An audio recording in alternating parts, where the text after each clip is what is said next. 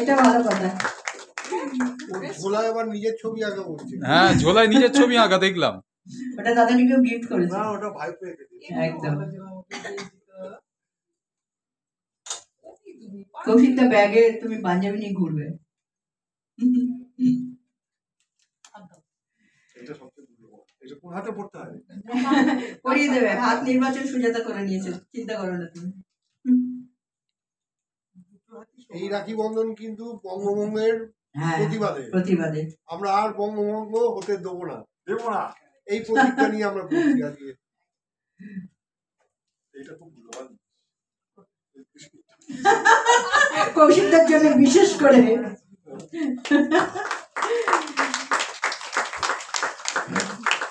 এখন তো আমরা কৌশিকদের কাছে কিছু শুনবো, তার পরবর্তী শিল্পীদের নাম আমি বলে দিই। আমি আমার কথা কি বলবো, যা বলার বৌদি তো বলেই গেছেন। আর ধন্যবাদ দুজনকেই, সোমনাথ ঘোষ এবং সুজাতা ঘোষকে। আর ধন্যবাদ এখানে উপস্থিত যারা আছেন, যারা আমার আপনজন, প্রত্যেককে। এখানে প্রত্যেকেই আমার আপনজন, চেনা ও অচেনা। কারোর সঙ্গে আমার কোনো বিভেদ নেই, লড়াই নেই। কেউ যদি আমাকে অপছন্দ করেন, পরে আমাকে পছন্দ করে নেবেন। আমি সবাইকে ভালোবাসা জানিয়ে খালি বলছি, একটু ভালো লেখার চেষ্টা করতে হবে। ভালো লিখতে পারলে পরে দেখবেন আপনি টিকবেন, নইলে আপনার সমস্ত কিছু ব্যয় পরিশ্রম সবই নষ্ট হয়ে যাবে। আপনি যখন থাকবেন না, আপনার লেখাও থাকবে না। তাই জন্য বলছি ভালো লিখতে হবে, এটা খালি মনে রাখবেন। এই ভালো না লিখলে পরে কেউ গুরুত্ব দেবে না। আমি আজকে অন্য কবিতা পড়তে বলেছিল বৌদি, কিন্তু আমি আজকে কফি হাউসে বসে একটা কবিতা লিখেছি। কফি হাউসে একটা অনুষ্ঠান ছিল, খানিকটা সময় পেয়েছিলাম, লিখে ফেলেছি।